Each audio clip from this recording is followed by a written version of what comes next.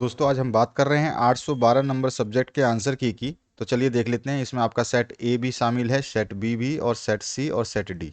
ठीक है। आप अपना क्वेश्चन पेपर जो है व्हाट्सएप नंबर पर टाइमली भेज दिया करें 8469025268। इस नंबर पे टाइमली भेज दिया करें। चलिए स्टार्ट करते हैं पहले क्वेश्चन से। यहाँ पर जो है आपको 40% नंबर चाहिए पास होने के लिए आपके एग्ज़ाम को। 40% जो नंबर होता है वो होता है 28 नंबर। पेपर काफ़ी अच्छा आया, इजी आया और बढ़िया पेपर आया। जो क्वेश्चंस बताए गए थे बहुत बेहतरीन तरीके से समझाया गया था, उन्हीं में से क्वेश्चंस आए हैं।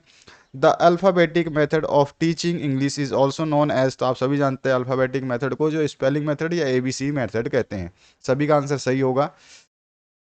Acquisition is an unconscious process. Unconscious process में वेयर नो फॉर्मल क्लासरूम, यानी कि क्लासरूम में विद्यालय में नहीं होता है। तो वो कौन सा लैंग्वेज होगा? First language is learn through acquisition. वो अनकॉन्शियस और आपका फॉर्मल क्लासरूम में नहीं होता है। ठीक है ना। तो ए ऑप्शन यहाँ पे भी करेक्ट हो जाता है। नेक्स्ट जो क्वेश्चन है ए सी, अच्छा, एक्रोनियम CLT मीन्स। एक्रोनियम जो CLT का मीन पूछा है, यानी कि फुल फॉर्म बताना है आपको। इसका मतलब क्या होता है? इसका मतलब होता है communicative language teaching. B option जो है इसका करेक्ट हो जाता है। नेक्स्ट जो क्वेश्चन उसकी बात करते हैं। Types of English reading includes, तो इंग्लिश रीडिंग में कौन कौन सी होती है? तो डायलॉग नहीं होता, डिक्टेशन नहीं होता, रोल प्ले नहीं, इंटेंसिव रीडिंग का हम शामिल करते हैं। तो बी ऑप्शन जो आपका करेक्ट हो जाता है। इसका जो नेक्स्ट क्वेश्चन इसमें पूछा गया है, testing and dash occupy an important place in total process of education.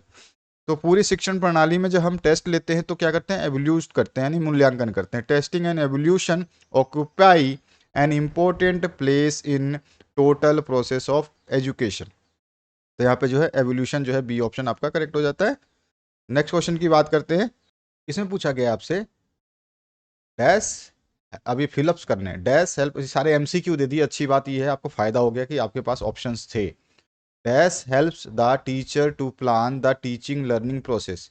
तो क्या करते हैं? ये भी क्वेश्चन करवाया हुआ है। तो लर्निंग आउटकम्स जो है हेल्प करते हैं टीचर को प्लान करने के लिए कि टीचिंग लर्निंग प्रोसेस कैसी होनी चाहिए। यहाँ पे बी ऑप्शन करेक्ट हो जाता है। नेक्स्ट जो क्वेश्चन इसमें पूछा गया, ऑडियो विजुअल एड्स इंक्लूड, जिसमें आप जिसको आप देख भी सकते हो और सुन भी सकते हैं, ऑडियो भी हो और विजुअल भी हो। तो रेडियो नहीं है, ब्लैक बोर्ड नहीं है, बुलेटिन बोर्ड नहीं है, टीवी जो है सही आंसर हो जाएगा। सभी ने सही किया होगा। अगला जो क्वेश्चन है, आप आराम से अपने स्कोर को बता देना कि इस बार आपका कितना अच्छा स्कोर रहा है। Criteria for selection of teaching aids are, तो क्राइटेरिया कैसा होना चाहिए? जो टीचिंग एड आप सेलेक्ट करते हो या करोगे तो उसको आप उसका क्या क्राइटेरिया होना चाहिए? कि यूज़फुल और सस्ता होना चाहिए, मतलब उपयोगी और सस्ता होना चाहिए, उपयोगी और महंगा होना चाहिए, तकनीकी आधार पर जो है स्थिर होना चाहिए, मतलब उसमें बदलाव नहीं होना चाहिए, या वर्किंग और कॉस्टली होना चाहिए, काम करने वाला और महंगा होना चाहिए।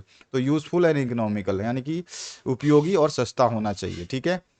स्टैटिक का मतलब होता है स्थिर, उसमें कोई बदलाव, टेक्निकल तो होगा लेकिन उस अपडेट नहीं हो पाएगा। स्टैटिक मतलब ये होता है। तो यहाँ पे ए ऑप्शन जो है करेक्ट हो जाएगा। इसके बाद आइए, dash scale is a tool by which someone rates the quality of an individual in certain area according to his own judgement. तो हम जानते हैं रेटिंग स्केल के बारे में, मैंने आपको बताया हुआ है। तो रेटिंग स्केल जो होता है, इसमें पूछा गया है recapitulation step in lesson plan means, तो वो क्या करता है? उसको रीचेक करता है। तो to check the lesson plan. ठीक है, टू चेक द लेसन। उसके बाद जो है नेक्स्ट क्वेश्चन है इसमें आपसे, आंसर द फॉलोइंग सब क्वेश्चंस वन सेंटेंस और वन वर्ड बोल रहा है, लेकिन जनरली आप जानते हो कि इसके वन सेंटेंस वन वर्ड में आंसर्स नहीं होते। चलिए स्टार्ट करते हैं। इसमें पूछ रहा है what are productive skill in English language. बताया हुआ है प्रोडक्टिव क्या होता है, रिसेप्टिव क्या होता है। तो what are productive skill in English language, हम बता देंगे प्रोडक्टिव स्किल जो होता है, सभी ने सही किया होगा, वो होता है आपका speaking and writing. Speaking and writing, right है ना।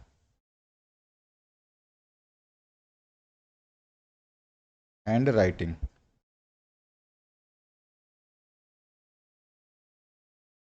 इसके बाद जो नेक्स्ट क्वेश्चन पूछा गया है, इसमें पूछ रहा है व्हाट इज मीन्ट ऑफ, ना, what do you mean by receptive skill in English language. अब यहाँ पे प्रोडक्टिव पूछ लिया, अब यहाँ पे रिसेप्टिव पूछ लिया। हम बोल देंगे कि भैया स्पीकिंग और राइटिंग तो हो गया, तो यहाँ पे हमारा बच्चा क्या, लिसनिंग और रीडिंग। तो हम बोल देंगे listening and reading are known as receptive skill in English language. तो बस इतना लिखना था, बाकी आपने किसी तरह से घुमा के लिखा होगा, कोई बात नहीं है। लेकिन मेन इसका मुद्दा था, जो मेन पॉइंट आना था वो आना था लिसनिंग एंड रीडिंग, जो कि मैंने आपको पहले ही बता रखा है।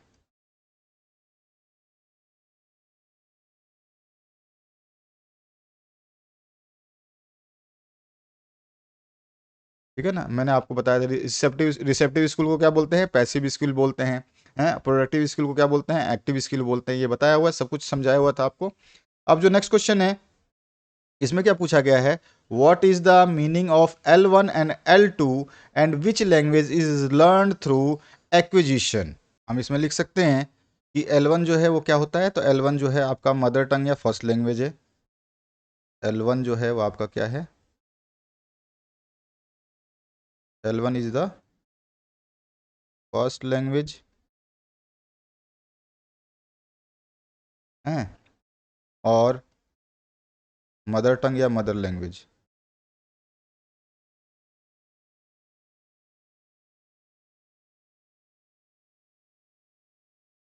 सॉरी मदर टंग की स्पेलिंग गलत लिख दी मैंने।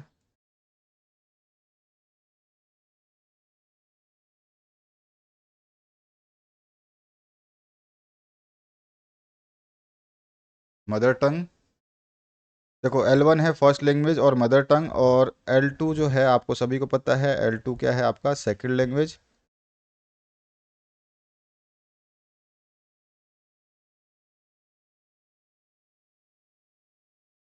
और इंग्लिश भी बोल सकते हो आप। ठीक है, अब ये बोल रहा है what is mean by L1 and L2, बता दिया आपने कि फर्स्ट लैंग्वेज एक्विजिशन, L1 जो है फर्स्ट लैंग्वेज एक्विजिशन या फर्स्ट लैंग्वेज है, सेकंड है L2 जो है आपका सेकंड लैंग्वेज जिसमें इंग्लिश आती है। और and which language is learn through acquisition, तो बोथ, जो दोनों लैंग्वेजेस दोनों ही अर्जित की जाती हैं, बोथ L1 एंड L2, ठीक है ना, लर्न थ्रू एक्विजिशन इसमें आगे लिख दोगे। What is the basic difference between evaluation and assessment. देखो जो एवोल्यूशन होता है, इवेल्यूशन क्या होता है, इसका पर्पस क्या होता है कि जज करते हैं, जजमेंट ऑफ परफॉर्मेंस और आउटकम्स, ठीक है, इन फाइनल स्कोर। ठीक है, ये होता है एवोल्यूशन में, जजमेंट ऑफ परफॉर्मेंस, ठीक है, और आउटकम्स, ठीक है, इन द फाइनल स्कोर और ग्रेड के लिए। असेसमेंट क्या होता है, assessment is the information about learning process, कि भाई कैसे सीख रहा है, what are the strengths and what are the weakness, ठीक है। और असेसमेंट क्या होता है, it is for feedback and evolution is for result. तो यहाँ पर दोनों में से कोई भी आप चीज़ लिख सकते हैं, ये रिजल्ट के लिए होता है, फीडबैक के लिए होता है। या अगर आप सीधा सीधा मेन डिफरेंस लिखना चाहें तो एवोल्यूशन क्या होता है, ये रिजल्ट बताता है, और ये क्या बताता है, आपको फीडबैक देता है, भाई उसकी स्ट्रेंथ क्या है, वीकनेस क्या है, ठीक है, उसकी प्रोग्रेस क्या है, उसके अलावा जो उसको इम्प्रूवमेंट क्या चाहिए, तो ये फीडबैक देता है। चलिए, into how many forms can a letter be divided, आप सभी को पता है कि कितने फॉर्म्स होते हैं लेटर के, तो आप लिख दोगे कि सर इसमें तो दो लेटर्स होते हैं, एक होता है फॉर्मल और दूसरा जो है वो होता है आपका इनफॉर्मल्स, है ना। तो आप बोलोगे टू मेन टाइप होता है, एक होता है आपका फॉर्मल लेटर और दूसरा होता है आपका इनफॉर्मल लेटर। ठीक है, इसके बाद जो है आपको और कुछ ज़्यादा इसमें बताना नहीं था, इनफॉर्मल और फॉर्मल लेटर हो गए। How can you introduce a lesson to the class before starting your teaching, तो कैसे इंट्रोड्यूस करोगे, तो उसका जो है आप सॉरी, उसके बारे में आप बता दोगे। What do you mean by language games and there types, explain substitution and method of teaching English by example, right the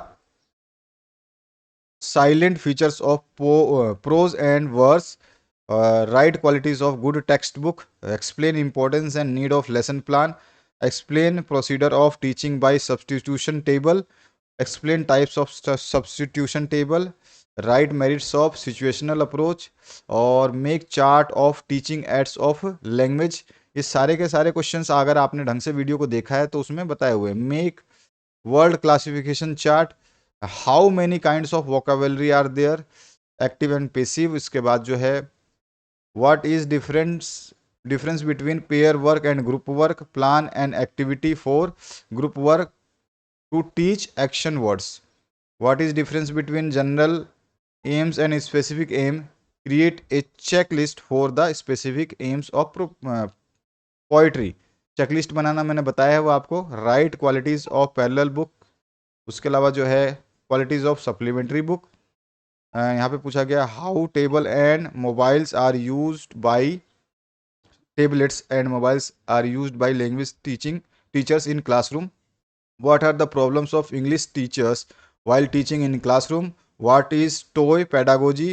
उसके अलावा जो है right importance of toy and colours of primary level. तो इसमें से कुछ क्वेश्चंस जो हैं अलग आए हुए हैं, बाकी ज़्यादातर क्वेश्चंस जो हैं मैंने आपको बताए हुए हैं, रेवोल्यूशन के बारे में, मेरिट्स डीमेरिट्स के बारे में, इस तरह से बहुत सारे क्वेश्चंस आपको बताए हुए हैं। तो इस तरह का अच्छा क्वेश्चन है, पेपर अच्छा रहा। स्टार्टिंग के जो आपके एमसीक्यू और फिलअप्स जो 1 नंबर के क्वेश्चंस थे 15 नंबर तक के आपके बहुत बढ़िया क्वेश्चन रहे।